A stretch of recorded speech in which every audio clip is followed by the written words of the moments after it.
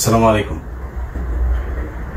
Thumbnail দেখে যেটা চিন্তা করছেন যে পিনাকি কিভাবে অ্যাডভোকেট সাইফুল ইসলাম আলিফকে মারলো, সেটা জানার আগে আপনাদেরকে একটু স্মরণ করিয়ে দেই। 2019 সালে ফেব্রুয়ারি বা মার্চ এই সময়টাতে, আমার ঠিক স্মরণ নাই, আমি একটা করেছিলাম, একটা ইসকন নিয়ে একটা পর্ব করেছিলাম।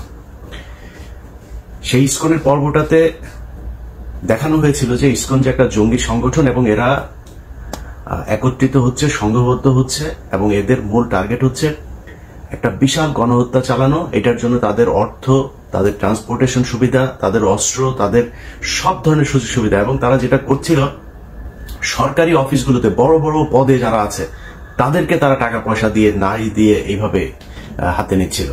যে কারণে বিভিন্ন জায়গায় যখনই কোথাও কোনো আপনার এমনকি হিন্দুদের সাথেও তাদের বিভিন্ন মন্দির দখল নিয়ে গ্যাঞ্জাম হয়েছে, সেই গ্যাঞ্জামগুলোতেও দেখা গেছে ইসকনের সংখ্যা কম, কিন্তু পুলিশ প্রশাসন সবসময় তাদের পক্ষে দাঁড়িয়েছে, যে কারণে তাদের সাথে পারা যায়নি। তো ওই সময় কিছু কিছু বিশেষজ্ঞ আছে, সেই বিশেষজ্ঞদের নাম বলতে চাই না, ঝামেলা আর বাধাইতে চাই না, কারণ 5 বছর অনেক যন্ত্রণা সহ্য করে আসছি, তো একটু শান্তিতে থাকতে চাই। হ্যাঁ, তো তারা বলেছিল ইসকন নাকি একটা তাবলিগ সংগঠনের মতো, এরা তাবলিগের মতো গান টান গায়, হ্যাঁ, এরা কৃষ্ণ ভাবনা করে, তো এটাই হচ্ছে তাদের মূল কাজ। এখন দেখেন বাংলাদেশের সবচেয়ে বিষফোড়া হয়ে দাঁড়িয়েছে ইসকন। আমি ইসকনের এই হত্যাকাণ্ডে ডেইলি স্টারের একটা নিউজ গতকালকে করেছে, Chinmoy followers clash with cops in Chittagong, lawyer killed. এটা হচ্ছে ডেইলি স্টারের সংবাদ। আর প্রথম আলো নিউজ করেছে, সময় নিউজ করেছে, চট্টগ্রামে আইনজীবীকে হিন্দু ভেবে হত্যা করলো দুষ্কৃতিকারীরা। বুঝছেন তো, হিন্দু ভেবে কারা হত্যা করেছে? তার মানে মুসলমানরা হত্যা করেছে। তো সমস্যাটা এইখানেই। এখনো পর্যন্ত এই গণমাধ্যমকে কিছুই করা হয় নাই, গণমাধ্যমে কিছুই হয় নাই।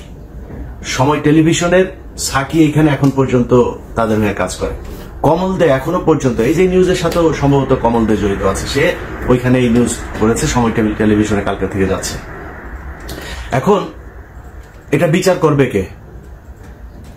আপনাদের গত 2 দিন ধরে দেখছি যে সবাই পিনাকির পেছনে লেগেছে, কারণ পিনাকি হচ্ছে ওই যে প্রথম আলোর সামনে গিয়ে গরু জবাই করেছে, এটার জন্য। পিনাকির অতীত, পিনাকি গণজাগরণ মঞ্চের সাথে ছিল, পিনাকি অনেক বাম করেছে, পিনাকি হুজুরদের বিরুদ্ধে অনেক কথা বলেছে, জামাতের বিরুদ্ধে অনেক কথা বলেছে। পিনাকির প্রতি আপনার ক্ষোভ থাকুক, সন্দেহ থাকুক, কোনো সমস্যা নেই, কিন্তু পিনাকি যেটা করেছে এই গেল 2-3 বছরে, পিনাকির যে অবদান এইটুকু আপনাকে স্বীকার করতে হবে। আর প্রথম আলোর সামনে যেটা করেছে, প্রথম আলোর সামনে ওই সময় ডাকা ঠিক ছিল কিনা, ওই সময় দাড়ি টুপিওয়ালা লোকজনের যাওয়া ঠিক ছিল কিনা, এত এত ডর ভয় দেখায় না, লাভ নাই। এই দেশের যেই সব এই কুকুরের ছানাগুলো সুশীল সাইজা তারপরে এইসব বলে না, এই কুকুরের ছানাগুলো এই জুলাই আগস্ট মাসে রাস্তায় নামে নাই। এরা আজকে এসে যে চেয়ারে বসে না, এই চেয়ারে বসা লোকজন এরা এখন দেখাচ্ছে যে আইন, হ্যাঁ, পত্রিকার সামনে যা এই করা যাবে না। পত্রিকার সামনে এখানে নিউ ইয়র্ক টাইমস, তারপরে এখানে CNN, BBC সবকিছু সামনেই প্রোটেস্ট করে মানুষ। তো প্রোটেস্ট করা যাবে না কিছুর জন্য? ওইখানে যা প্রথম আলোর বিরুদ্ধে কিছু বলে, প্রথম আলোর কারণে ধরে টান দেয় নাই তো, প্রথম আলোর সামনে গিয়েছে তারা গরু জবাই করে, তারপরে মাংস খাবে, চলে। এই আন্দোলন এরকম হওয়া উচিত ছিল কি না ছিল সেটা নিয়ে আপনার অবজারভেশন থাকতে পারে, কিন্তু পিনাকি যেটা করেছে সেটা করার পরে সেই লোকগুলো গিয়েছে, তাদেরকে মারধর করা হয়েছে, মারধর করার পরে তারপরে নিয়ে আবার আটকে রাখা হয়েছে। প্রথম আলোর বিরুদ্ধে কি করা হয়েছে? ওই লোকগুলির অপরাধ কি ছিল? সেখানে গরু জবাই করতে গিয়েছে, এটা অপরাধ। কিন্তু এই প্রথম আলো এই গেল 15 বছরে অন্তত 1500 মানুষকে অন্তত তারা খুন করেছে।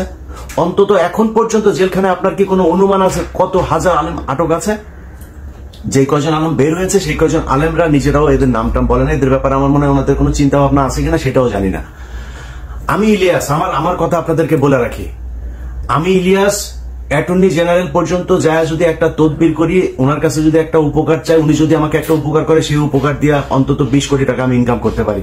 আমি ইলিয়াস করি না। অ্যাটর্নি জেনারেলের কাছে যায় জিজ্ঞেস করেন, যতবার তাকে ফোন করেছি এই রাষ্ট্রের জন্য ফোন করেছি, এই আলেমদের ছাড়ানোর জন্য ফোন করেছি, বাবুল আক্তারের কথা বলেছি, বিডিআর এর হত্যাকাণ্ডে যারা আছে তাদের কথা বলেছি, কোনোদিন পার্সোনাল কোনো ইন্টারেস্ট নিয়ে তার কাছে যায়নি। জিজ্ঞেস করেন যায়।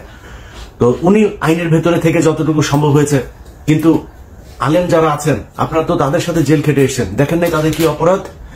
আসিফ নজরুল বলে যে এই ডিজিটাল নিরাপত্তা আইন, সে আমাকে ওই দিন ফোন করে বলছে যে আপনার এখন সমস্যা কি, আপনি চলে আসেন, আপনার শুনলাম পাসপোর্ট নিয়ে সমস্যা। আরে আসিফ নজরুল, আপনি আমার পাসপোর্ট নিয়ে উনি দেখবেন। আরে আসিফ নজরুল ভাই, আপনি আমার পাসপোর্ট নিয়ে দেখবেন, আপনি এসবি রে বলেন না, পাসপোর্ট অফিসে বলেন না, ওদের যদি বাপের ক্ষমতা থাকে আমার পাসপোর্ট আটকায় রাখতো, ওদের বললেন ক্ষমতা থাকে, উনি আমাকে এই হেল্প করতে চায়। আপনার কাছে এই হেল্প চাই না তো ভাই, আপনার কাছে জীবনে কোনোদিন কোনো পার্সোনাল ইন্টারেস্ট নিয়ে জীবনে ইলিয়াস যাবে না। কিন্তু আপনি এই যে আলেমরা এখন পর্যন্ত আটকে আছে, ডিজিটাল সিকিউরিটি অ্যাক্টে অনেক আলেম আটক আছে, আপনার সেখানে ভূমিকা কি, আপনার পদক্ষেপ কি, আসলে কি কিছু নেওয়া হচ্ছে? কিছুই নেওয়া হচ্ছে না। এখন বালের এক আইন দেখাচ্ছে ওইখানে প্রথম আলোর সামনে যাওয়া যাবে না, ডেইলি স্টারের সামনে যাওয়া যাবে না, কালবেলার সামনে যাওয়া যাবে না, হাজার হাজার পুলিশ আর্মি যায় সেখানে ভরে। আরে বেটা, তুই যে চেয়ারে বসছিস ওই চেয়ারটাই তো জোর করে দখল করে শেখ হাসিনা কি তোর কি ওইখানে বসেছে? তুই নির্বাচন করে আসছিস, তুই কোন সংবিধানের কোন ধারায় তুই এই চেয়ারে বসছিস? তুই এখন ঈদ আইন দেখাস। এই দেশ বিপ্লবের মধ্যে আছে, বিপ্লব করে আদায় করতে হবে। গতকালকে সাইফুল ইসলাম আলিফকে সেখানে খুন করা হলো, গোয়েন্দা সংস্থা কি বাল ফালাইছে সেই জায়গায়। এই যে 33 আপনার ডিভিশনের যে